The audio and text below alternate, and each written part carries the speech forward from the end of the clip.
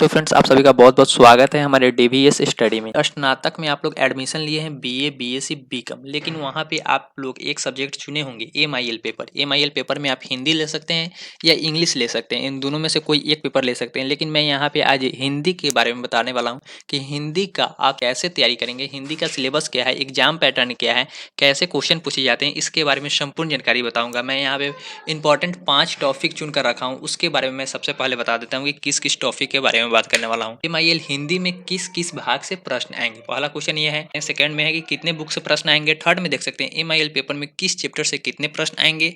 और 4 नंबर में क्या एमआईएल हिंदी व्याकरण से भी क्वेश्चन आते हैं, अगर हाँ क्वेश्चन आते हैं हिंदी व्याकरण से तो किस भाग से आएंगे, किस चैप्टर से आएंगे। हिंदी व्याकरण में भी चैप्टर बताऊंगा कितने चैप्टर से आएंगे।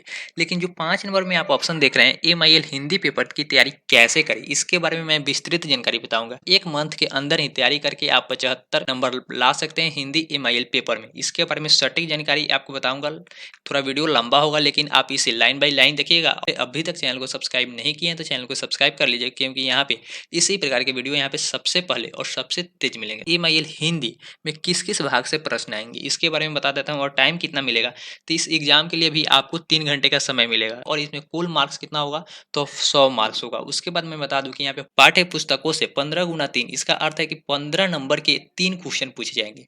15 नंबर के कितने तो 3 क्वेश्चन पूछे जाएंगे, इसका कुल अंक हो जाएगा 45। इसमें आपका क्या क्या होगा इसके बारे में, पाठ्य पुस्तक से किस चैप्टर से कितने क्वेश्चन आएंगे इसके बारे में बताऊंगा। लेकिन अभी जैसे नेक्स्ट स्लाइड में जाऊंगा वहां पे मैं आपको बताऊंगी सारी जानकारी। लेकिन यहाँ पे देख सकते हैं कि अर्थ लेखन में बताया जा रहा है 10 नंबर के 2 क्वेश्चन पूछे जाएंगे, इसका भी कुल मार्क्स कितना हुआ तो 20 नंबर। इसी प्रकार आप हिंदी व्याकरण से भी क्वेश्चन आते हैं कितने का तो 35 अंक का आएगा, सिर्फ 35 अंक का। तो इसमें क्या क्या पूछा जाएगा, हिंदी व्याकरण में लिंग निर्णय क्या क्या पूछा जाएगा, मुहावरा पूछा जाएगा या संधि समास क्या पूछा जाएगा, इसके बारे में मैं चैप्टर बताऊंगा। उसी चैप्टर के अंदर से आपके सारे क्वेश्चन आएंगे। तो आप थोड़ा लाइन बाई लाइन देख लीजिए वीडियो को, थोड़ा स्किप मत कीजिएगा। और वीडियो पसंद आया तो इसे लाइक कर दीजिएगा, अगर न पसंद आया तो इसे डिसलाइक अवश्य कर दीजिएगा, क्योंकि कम से कम आपका वोट तो मिल सके मुझे कि आप लोग कितना डिसलाइक करते हैं कितना लाइक करते हैं। अगर मेरे वीडियो में कोई कमी हो तो आप उसे कमेंट के माध्यम से मुझे बता सकते हैं, मैं उसे सुधार करने की कोशिश करूंगा।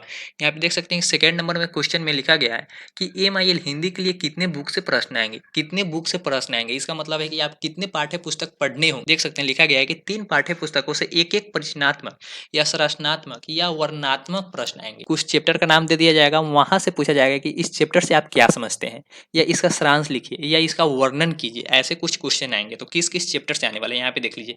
कितने चौराहे हैं, कितने चौराहे में अब कितने चैप्टर है, उस चैप्टर में कौन कौन सा हाईलाइट हो सकता है आपके एग्जाम में, आने की संभावना कौन कौन सा है, वो सब मैं क्वेश्चन पेपर आपको उपलब्ध कराना स्टार्ट करूंगा। उसी समय मैं आपको बताऊंगा कि इस चैप्टर को आप लोग कंप्लीट कर लीजिए कि वहां से क्वेश्चन बनने की उम्मीद है। और पिछले साल कैसे क्वेश्चन पूछे गए थे इसकी भी जानकारी मैं आपको बताऊंगा। उसी प्रकार आप यहाँ पे देख सकते हैं काव्य भारती का पुस्तक का नाम है। यहाँ पे देख सकते हैं लेखक का भी नाम लिखा गया, कितने चौराहे फणीश्वर नाथ रेणु का है, काव्य भारती डॉक्टर जनक शाह का है। इसी प्रकार तीसरा नंबर में देख सकते हैं गद, गद से भी क्वेश्चन आएंगे, इसके लेखक का नाम है डॉक्टर प्रमोद कुमार सिंह। तीनों पार्ट में से एक एक क्वेश्चन पूछे जाएंगे, एक एक क्वेश्चन पूछे जाएंगे। पुस्तक का नाम तो बता दिया कि इस पुस्तक से क्वेश्चन पूछे जाएंगे, लेकिन अब कितने चैप्टर है कैसे तैयारी की जाएगी इसके बारे में बताता हूँ। यहाँ पे देख सकते हैं एमआईएल हिंदी पेपर में किस चैप्टर से कितने प्रश्न आएंगे। यहाँ पे लिखा गया है कि कितने चौराहे फणीश्वर नाथ रेणु का बुक है, इसमें कुल चैप्टर कितने हैं तो 12 है। इस प्रकार 3 चैप्टर में से किसी एक पर सारांश लिखे, भावार्थ लिखे या वर्णन करे, उद्देश्य बताए, इस चैप्टर से आप क्या समझते हैं, ऐसे क्वेश्चन आएंगे।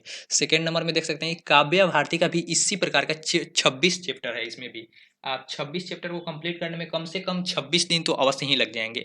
3 नंबर में गद है, गद से भी 13 है।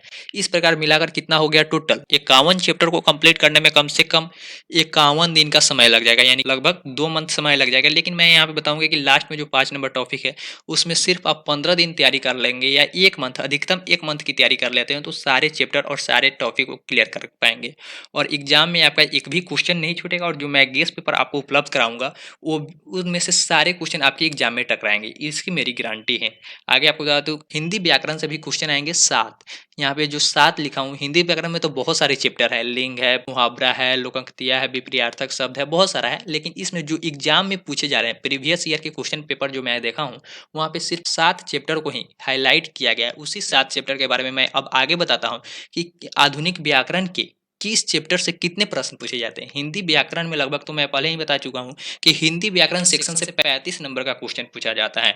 तो 35 नंबर में क्या क्या पूछा जाएगा इसके बारे में मैं अब यहाँ पे बता देता हूँ। देख सकते हैं यहाँ पे, क्या MIL हिंदी पेपर में व्याकरण से भी प्रश्न आएंगे? तो जी हाँ, हिंदी व्याकरण से भी प्रश्न तो आते ही हैं, लेकिन यहाँ पे किस किस चैप्टर से आते हैं और कितने क्वेश्चन पूछे जाते हैं इसके बारे में मैं बता दूं। 5 लिंग निर्णय करना होगा, उसमें से लिखा रहा है कि वाक्य के द्वारा लिंग निर्णय करें, उनमें से कम 5 का आंसर देना होगा और एक 2 नंबर का होता है यानी कि 10। इसमें मैं यहाँ पे 80 का मतलब है यानी कि मैं जो गेस पेपर प्रोवाइड कराऊंगा या आप लोग लेना चाहते हैं तो उसको सिर्फ 80 लिंग निर्णय बताऊंगा, जिसमें से कम 10 तो निश्चित आ ही जाएंगे।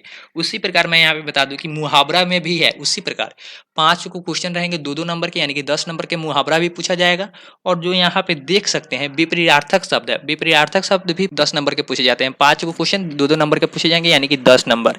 इस प्रकार का क्वेश्चन हुआ, तीनों 240 कंप्लीट करते हैं तो यहाँ से लगभग कम से कम 25 नंबर आपका निश्चित कन्फर्म हो जाएगा सिर्फ 3 टॉपिक के ग्रामर से। लेकिन अब यहाँ पे बताने वाला हूँ कि उपसर्ग, प्रत्यय, संधि और समास, कृदंत, इस प्रकार में जो अंतर पूछता है यहाँ से भी एक क्वेश्चन पूछे जाते हैं, या यह सेक्शन नहीं पूछा जाता है, उपसर्ग और प्रत्यय अंतर नहीं पूछा जाता है ग्रामर के सेक्शन में, तो वहां पे पूछ दिया जाता है वाक्यों को शुद्ध करे। यह भी 5 नंबर का एक क्वेश्चन रहता है। इस प्रकार बताया गया है। यहाँ पे मैं आपको सारी जानकारी बता चुका हूँ। अगर आपको यह वीडियो पसंद आई हो तो इसे लाइक कर दीजिए, लेकिन जो सबसे इंपॉर्टेंट टॉपिक थी वो तो अभी बाकी ही रह गई। आप सभी को पता होगा कि MIL पेपर की तैयारी कैसे करें इसके बारे में। तो यहाँ पे देख लीजिए, सबसे पहले हिंदी पेपर में तो मैं आपको पूरा सिलेबस अभी तक बता ही चुका हूँ कि क्या क्या टॉपिक और किस टॉपिक से कितने प्रश्न आते हैं, आप सभी को सारी जानकारी मिल चुकी होगी।